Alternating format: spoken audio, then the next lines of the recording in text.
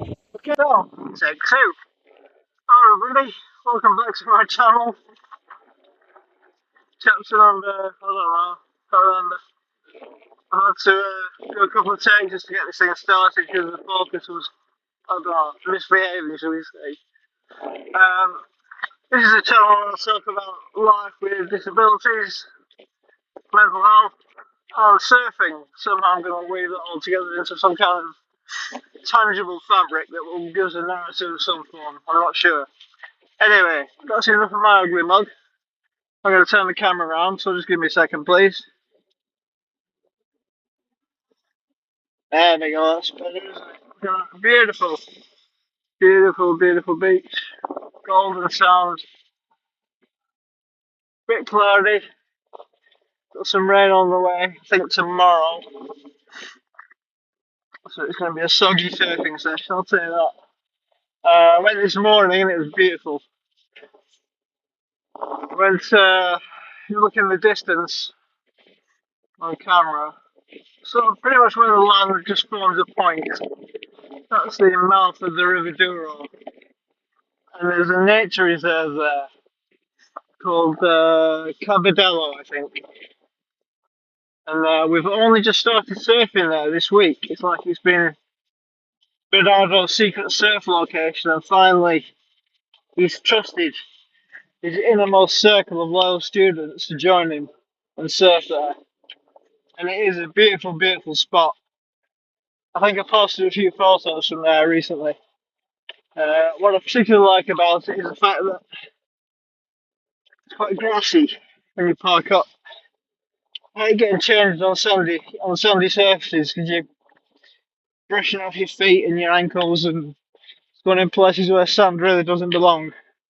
I'm just negotiating these stones, so bear with me, please. So grass is lovely.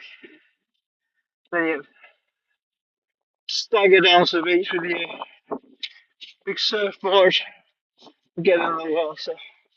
And it's another it's another safe-ish location for surfing. It's not too crazy, which for an improver surfer such as myself is really great. Oh, excuse me, I catch my breath.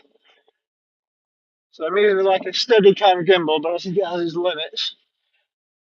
There's only so much steady it can do. So as you can see, the sea is really placid today. The video I made previously, I think the tide was further out, and you can see more exposed rocks and bigger waves, which is quite consequential. When the tide goes out, it exposes any rocks that are under the water, which means that as the water comes in, as the waves come in, if the wind's right and the current's right and the tide's right, they'll be squeezed around and over these rocks, and that's where you get your waves, and that's where you get your surf.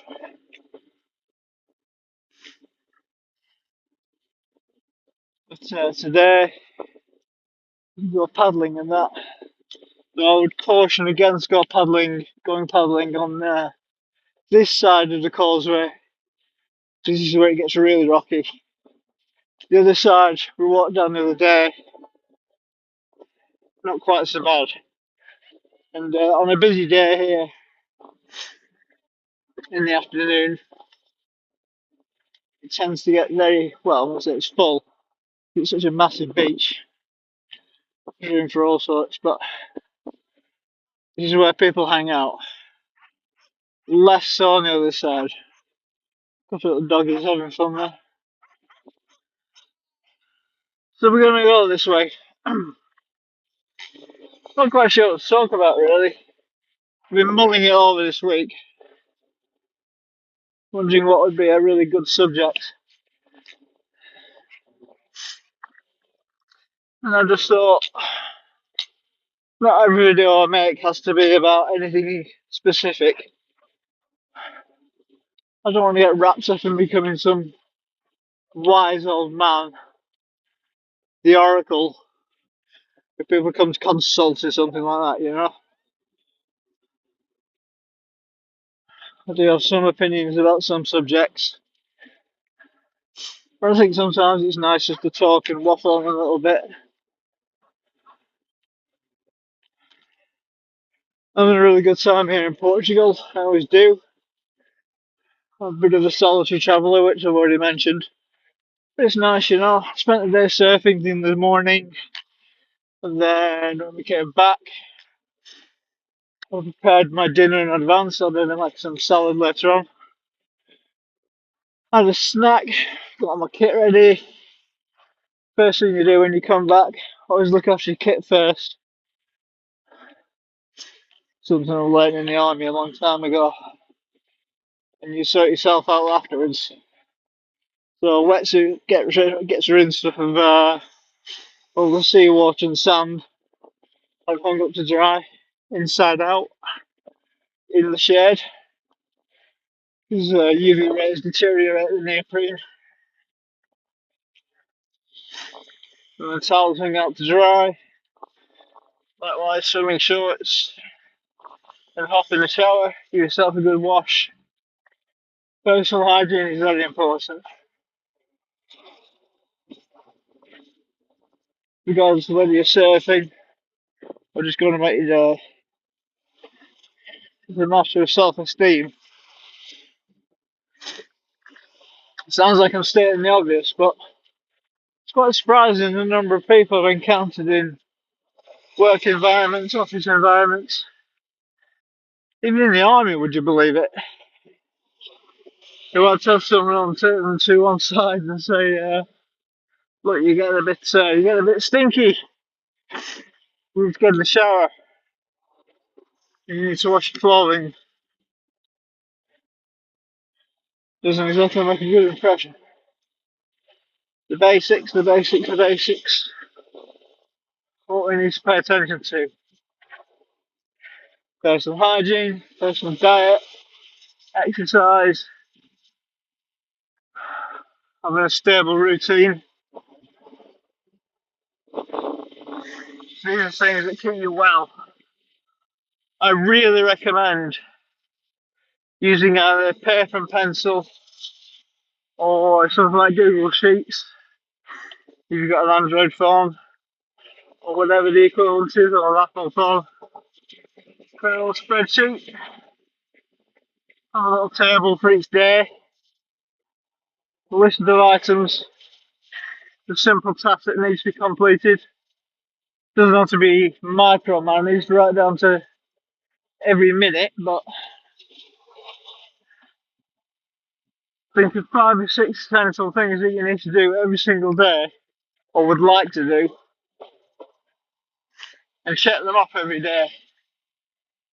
And you'll miss the odd one or two every now and then. I'm going to miss one today. I'm not going to have a workout because I was surfing this morning, for example. But I reckon if you can hit 80% of your goals, that's pretty good. And if you can hit 100%, you smashed it. And it just gives you a little bit of stability. And it's quite nice just to look at the achievements, be it on paper or a spreadsheet, and pat yourself on the back. And say to yourself, yeah, that was good. I've been consistent. It really does help. I did say this conversation was going to meander. So, you can see, I think the tide's going out now because you can see some of these rocks starting to poke through. I'm going to come on here one day when the tide's further out and the surfers are playing, and maybe when it's windy. And we can watch the kite surfers because they're amazing what they can do. It's a bit dangerous, but it's impressive. I remember one particularly windy day, not here, further down the coast, and we were in a little fishing harbour. I went there to catch some fairly unique waves, and it was crazy windy. And it was so windy, we could barely carry our surfboards down the beach. We were just getting blown around all over the place. It was crazy. It was nuts. So the kite surfers were having a whale of a time. When the wind's up, they were very happy people. And we were trying to surf in this little harbour area. And the sea's crazy because the wind's so strong. The sea was smashing over the top of the seawall.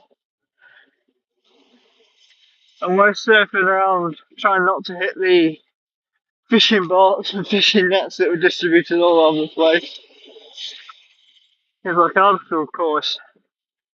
And amongst all of this chaos, were these kite surfers who were so good at what they did. They were so deft and nimble, it was just fantastic. Skidding around us, leaping over us. It was impressive. I think if I'd gone to this sort of thing 20 years ago, kite surfing would have been a thing I'd try. I'm not sure it's wise for me to have a crack at it now though.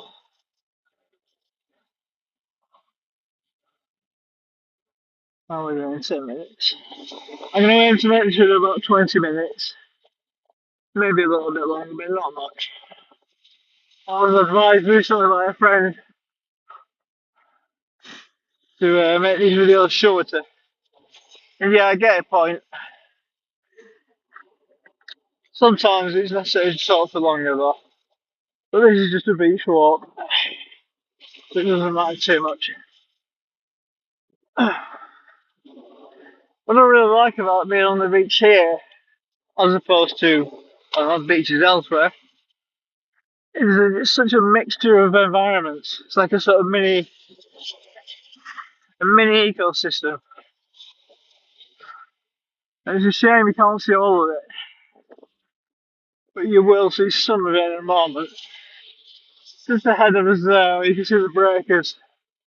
A bit further out, yeah, you can see it now. You can see more of the rock.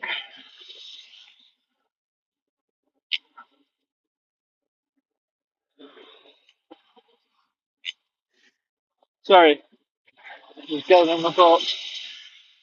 See more of the rocky formations and outcrops that will form rock pools and tidal pools later on. You can go exploring and you see the night fishermen coming out with their lures.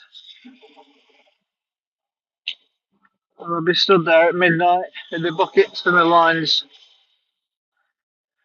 So this place is very much alive with activity. It's not just a spot for sunbathers.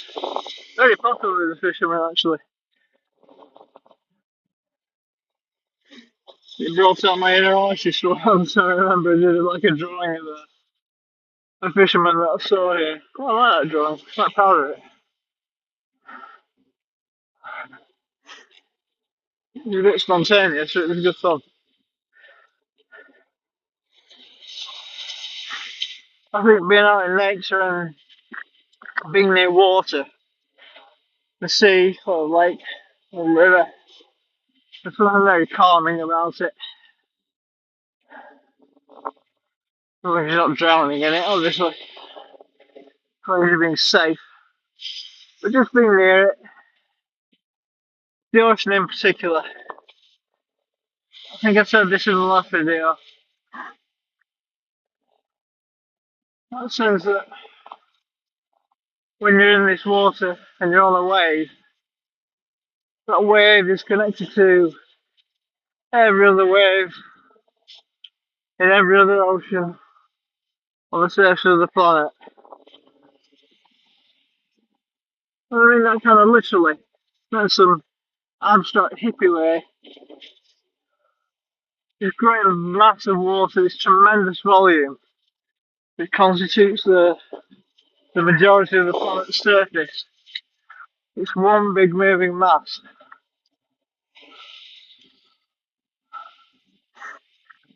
Pushing against itself all the time.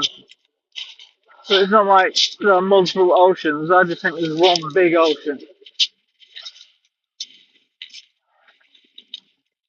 And we split it into smaller sub-oceans for purpose of navigation. But really, it's just one big mass of water. And when you're on it, you do feel that. Perhaps not when you're just paddling up to your ankles, but when you're catching a wave, and you feel how powerful it is. Whenever I went in this water now, even those tiny, tiny little baby waves there, if that gets above your knees, that's enough to pull you over. And if you're not prepared, it's enough to pull you out. And even here, in this seemingly benign seafront, like a stretch of water, oh, there's a little riptide too in there. You get pulled out really easily. So you do have to be careful. It's the gentle water that's the most dangerous because it's the most deceptive. You're not going to go paddling at Nazaria where the waves are 100 feet high and jet skis and special protective equipment to get in the water. But you might consider going for a swim in this, and you might not be prepared for it. And the sea might just take you away, and you might never be seen again. So you should always be careful around here. Enjoy it, appreciate it, express gratitude for the beauty, but respect it first and foremost. Sea does not give a shit about you or me.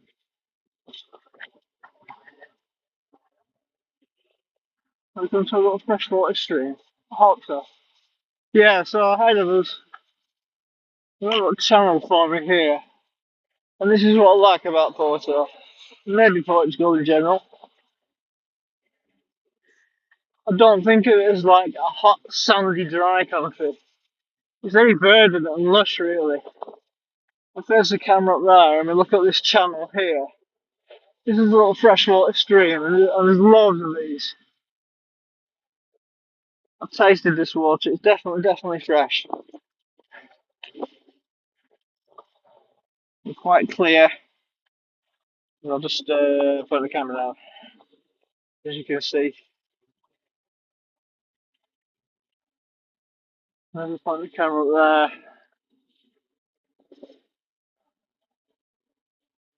there. Ooh, where's the camera now?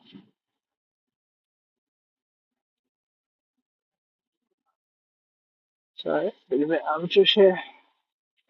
There we go. Yeah, so, gotta tread very carefully here. I'm not dropping this thing in the water. There we go. Safe and sound on the other side. But yeah, you can see kind of stretches up there, and if it was to walk up there, or wade upstream, it goes into an awful lot of greenery and shrubbery. And it is actually a very green country. I haven't really explored the countryside as much as I should because every time I come, I want to go bloody surfing.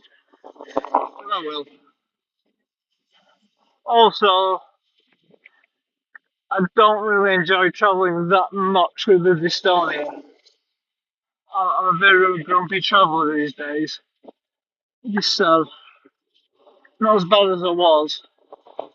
First time I got on the train, when I had to go back to my flat, the dystonia was at its worst. It was just awful. It was a nightmare. I really learned to relax and that helped.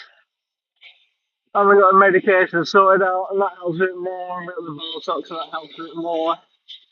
I'm looking at some other approaches which are also helping. But it's still challenging, shall we say. So, I'd like to take some train journeys. There's been some really good ones. Of course, this is Portugal, so they all involve stopping over at, what do you call it, a distillery for port. There's tons of them, they're all over the place. You can get yourself pissed in this country. But I don't drink, so that's not my thing. But it would be nice to take some train journeys, and I will at some point. I've done a river cruise, that was good fun, that was nice. and the crew of the boat were exceptionally nice to me. I think they assumed that because I have a physical disability and perhaps I have a bit of a mental disability, because they were kind of patronising as well. But I didn't mind. I mean, not in a really bad way, but there was a bit of, oh, look at that poor mental man over there. So I just kept my mouth shut. I didn't say anything. They were putting the captain's hat on my head and they go, oh, give me a thumbs up. It's like, yeah, thanks guys. I've been on that boat before, it's alright. Ah, it's getting dark, isn't it? Just really cloudy. We had perfect blue skies this morning. It's absolutely fantastic. And I got a bit burnt and red despite my use of sunblock. Oh, right, so it's alright there. 20 minutes. One for a few more minutes. I want to hit these rocks over here.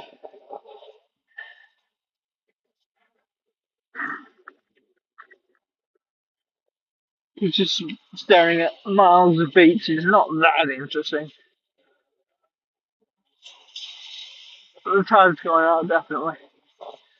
And we're getting onto a bit that I quite like, and at some point over the next week or two, I'll be exploring these rocks and pools. You get to see little crabs and fishes swimming around. I'm hoping I'll see an octopus, but they are very, very shy creatures. I'm a bit of a fan of octopuses, to the point where I would never eat one. They're so intelligent. Double standards, yes, I'm a carnivore. Not one to eat octopus, but there you go. I don't claim to be perfect.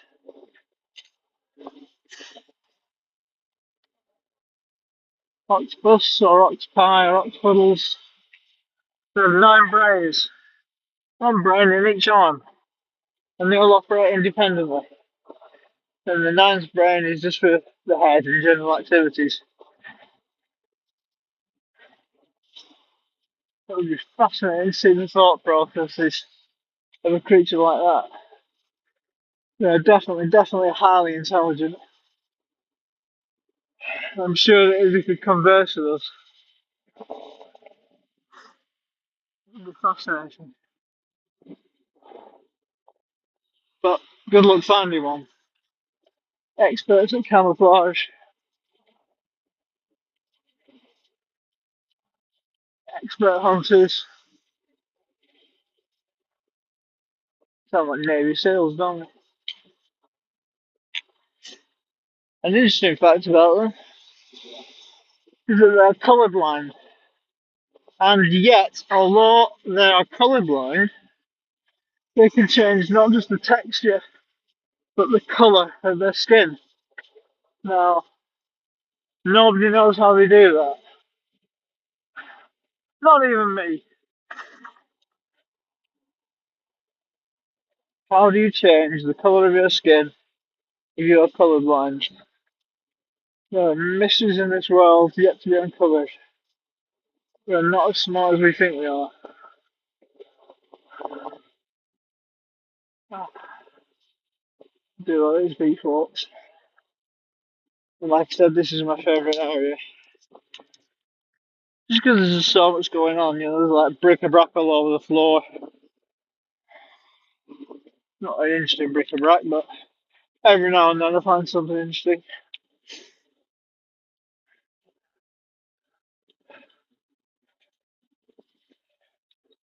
The only actual set I did find here was dead.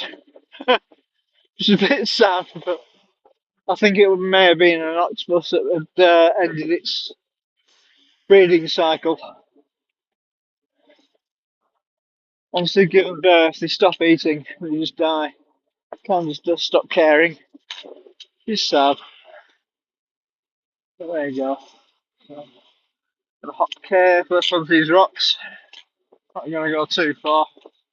The sea is pretty gentle, but you do get the occasional sneaker wave which will come and splash you. So I'm not gonna get too close. I don't want to get water into this gimbal. And I don't want to get dragged into the sea either. I don't think that's gonna happen, but You can see like there's rocks further out there, and when the tide's a long way out, you can almost walk it. A very short paddle will get you there. So, and I've explored that section over there quite extensively in the past. But we'll take a walk over there, and I think once I'm there, we'll think about wrapping the video up. Because all I've done is just kind of like meander about nothing in particular, and probably talked way too much about octopuddles.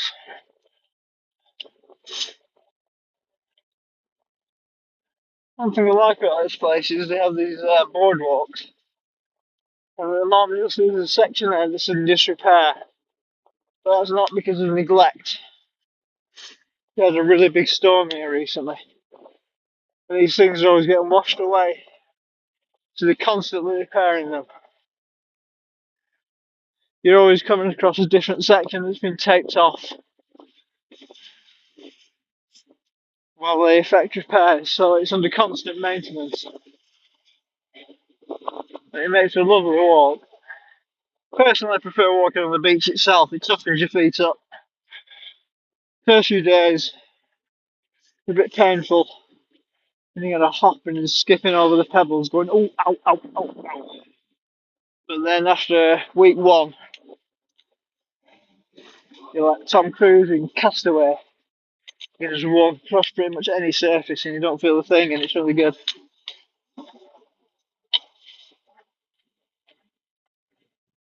Yeah, we'll definitely go up to those rocks, and that's where we'll wrap things up, I think. I hope you're still with me on this walk. I hope you're still enjoying the view. Sorry for the shitty camera work, but George Lucas, I ain't. I'm doing a pretty good job with this gimbal though. It was a good purchase. It wasn't the cheapest, but it wasn't the most expensive. And if you fancy yourself as a bit of an amateur cameraman, you just want to get your phone and connect it to a gimbal and do some filming, this is a good one. I don't know what the best is, but this is a good one. Just face tracking and all that kind of thing. And you can extend it, and there's lots of buttons you can press. Comes with its own software, which is pretty decent actually. I'm using it now. Yeah, you can see here all this fencing has just been ripped apart. Like I said, the storms here can get really vicious. This is the Atlantic, kids.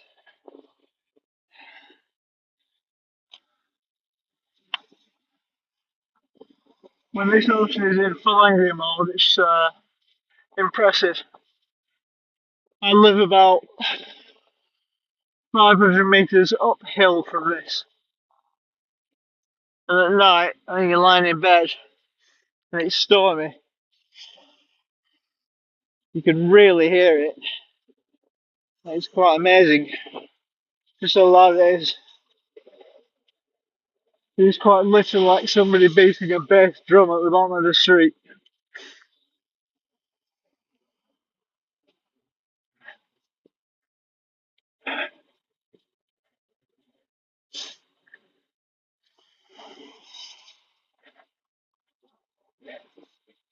I suppose I was going to draw one conclusion from today's video, is the fact that I'm making the video is further proof that you don't have to be constrained by your disability.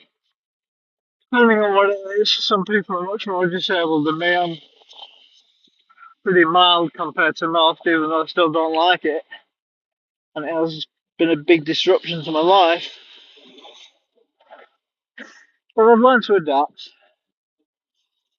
And I've had some really fantastic experiences that I wouldn't have had otherwise. I met some great people. I've named a few of them again. Excuse me, I've named a few of them in the past. People I met at the Project 180.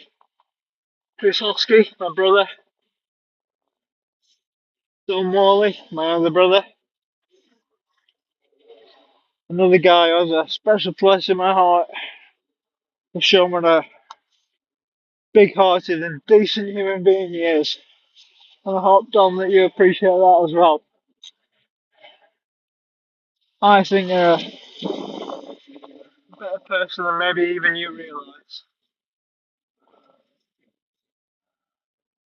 And who else was there? It's Thomas, the instructor. He's one tough broad. Fantastic fitness instructor. And very funny. And Josh. Big shout out to Josh at Project 180. Great guy. Very dedicated. It's amazing what some of these people have done to turn their lives around, because some of them have got tough backgrounds. Won't necessarily go into the details, but let's just say none of them went to Eton. If you look at sort of wankers who come out of Eton, not necessarily an achievement, is it really?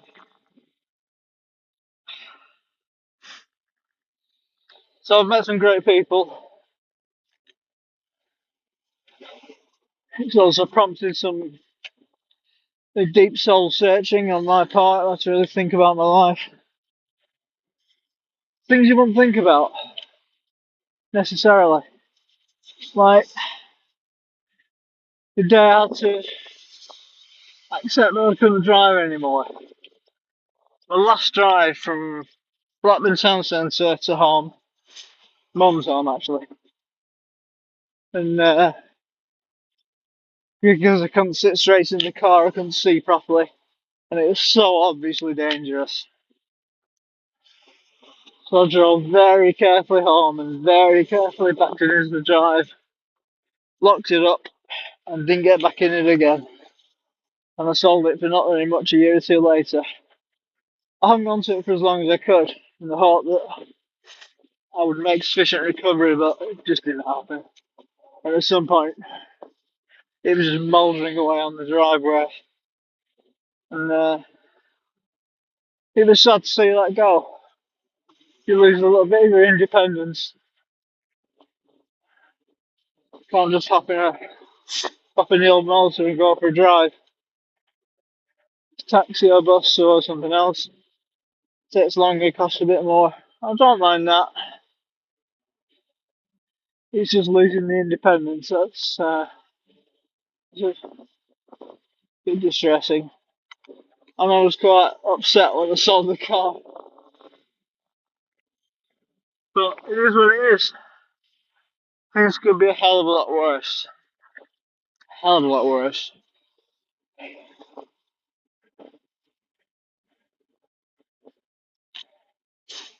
That's why it's dangerous just to be sat at home ruminating, twiddling your thumbs, staring at the walls, watching shit like Gogglebox. Do something with your life. Maybe you've got no money. I've been like that. I've been broke before. Well, walking is free. Nobody charges you to walk around the countryside. Exercise is free. And it's good for your mental health. Eating healthily is cheaper than eating badly. I'm going to dispel that myth about eating healthy being expensive. That's a pack of lies. If you plan it and do a bit of research, you could eat much better than you think, less than you would spend on the shit they sell in the chicken places and the kebab shops. You just got to change your habits and maybe learn a few things. Ah,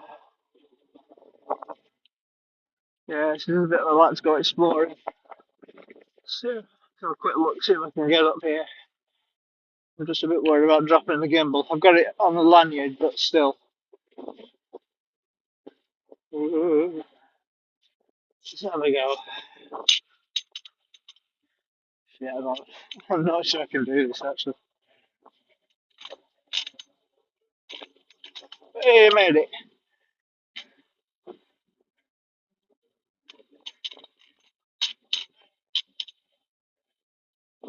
Apples. Look at it, manky. He's been low tide for a while, eh? We go further out here to get a bit clearer.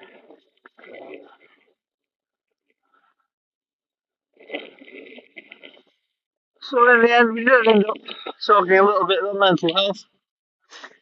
I hope the audio is okay on this video. I hope you can't actually hear me. So I try and bravely find my way down here.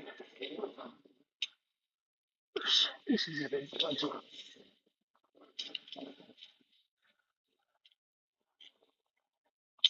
Yeah, I won't go any further.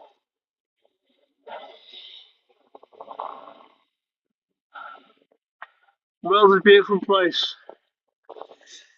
It really is. You just got to look up and see it, and it even cost you a penny. Okay, time to sign off. Fingers crossed the audio quality is alright, you can hear what I'm saying, but I think the visual is more important part. If you're still with me, thank you for watching.